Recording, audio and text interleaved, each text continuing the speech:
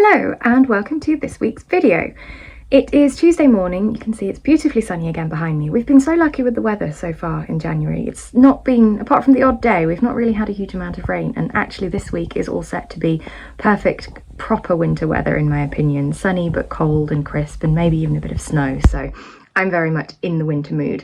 And as such, I have started with a very on-theme book this week. I have been reading the novella, I think the third novella in the Bound and the Broken series by Ryan Cahill. I read all of the full-length novels and the previous two novellas last year. I absolutely love this world, just my kind of brand of high epic fantasy adventures.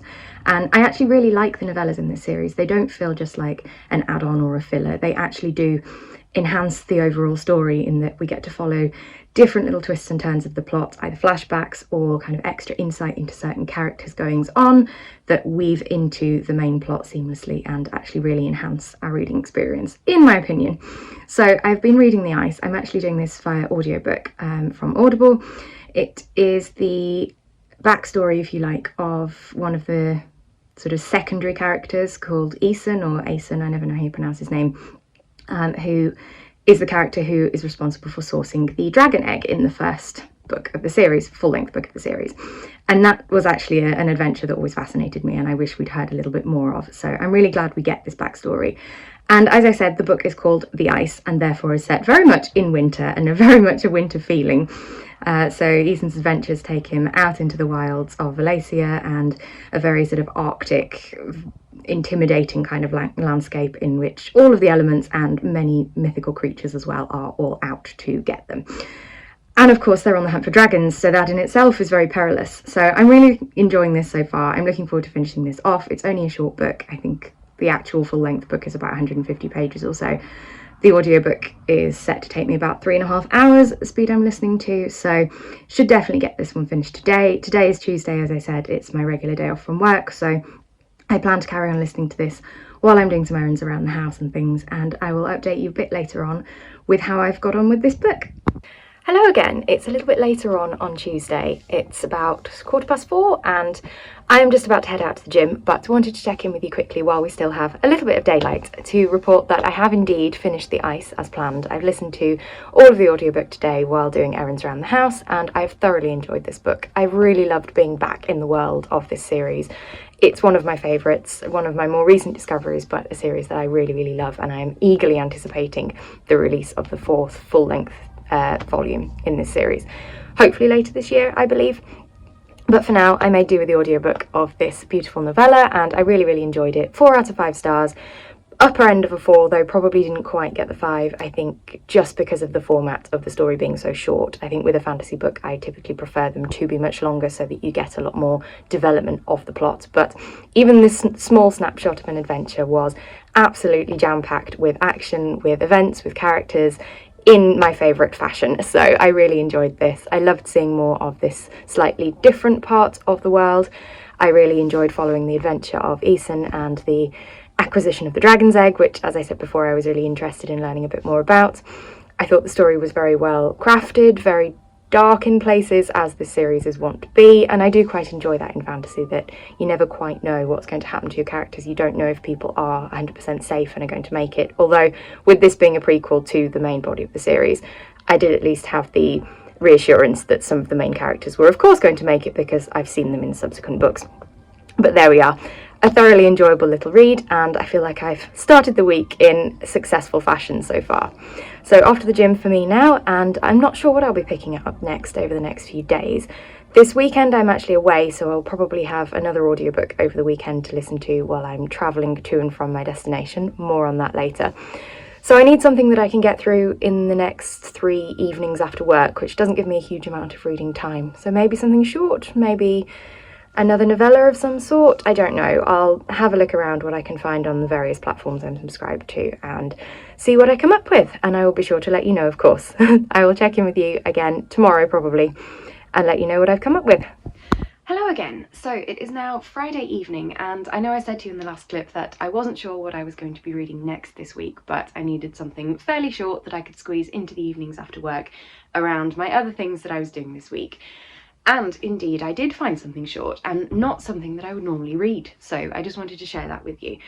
I decided actually to pick up some poetry. Now this is something that I very, very rarely turn to. I love poetry, I love the language that it's using and the imagery, but it's not something I tend to sit down and actually consume any bulk of. I do own a few poetry books, but they're things I've just kind of dipped into over the years and nothing I've really sat down and spent any time reading. However, I came across completely by chance when I was browsing through Everand The Goblin Market by Christina Rossetti, and this is a poem that has interested me for a while purely because I've read other books that were inspired by this story. So most notably the fourth book in the Wayward Children series by Shauna Maguire, which is In an Absent Dream, arguably my favourite of the series as well. So I was really keen to give this a try and see what I thought of it.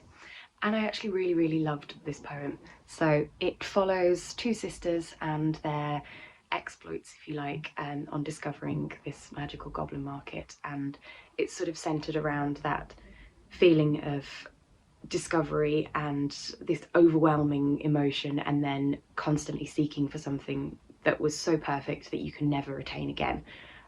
So it's a sort of bittersweet tone to the story, really, and I loved this. I thought it was beautifully written. I have never read anything by Christina Rossetti before, but this was a beautiful experience and I'm glad I got to it.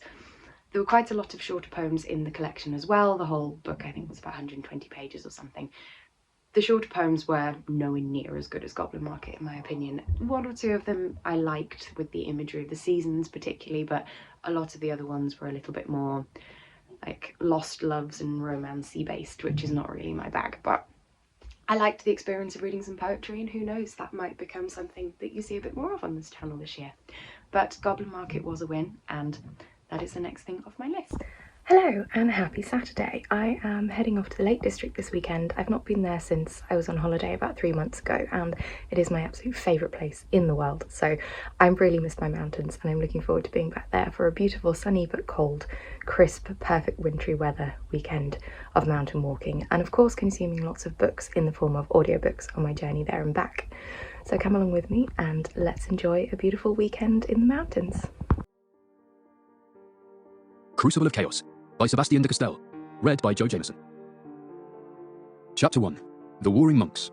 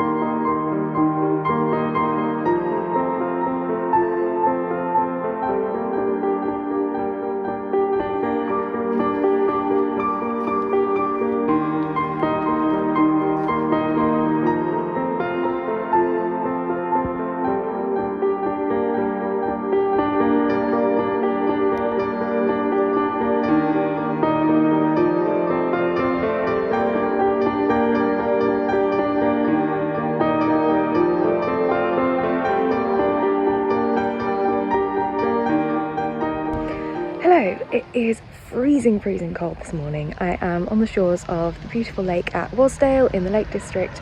As you will have seen from yesterday's b-roll, we had a lovely, short but very cold and beautiful walk on arriving in the Lake District. I also had a very productive day of audiobook listening to about 2/3 of Crucible of Chaos by Sebastian de Castell. I will update you on my thoughts on that book probably when I'm back home, because I fully plan to finish listening to that on the way home today. But for the bulk of today, we will be up on these beautiful mountains that you can see behind me. It is only just getting light, the sun is rising behind me as well. It's absolutely stunning, so I just come down to the lakeshore for a little bit of photography before heading off into the hills. So come along with me for another beautiful day and hopefully more gorgeous scenery like this.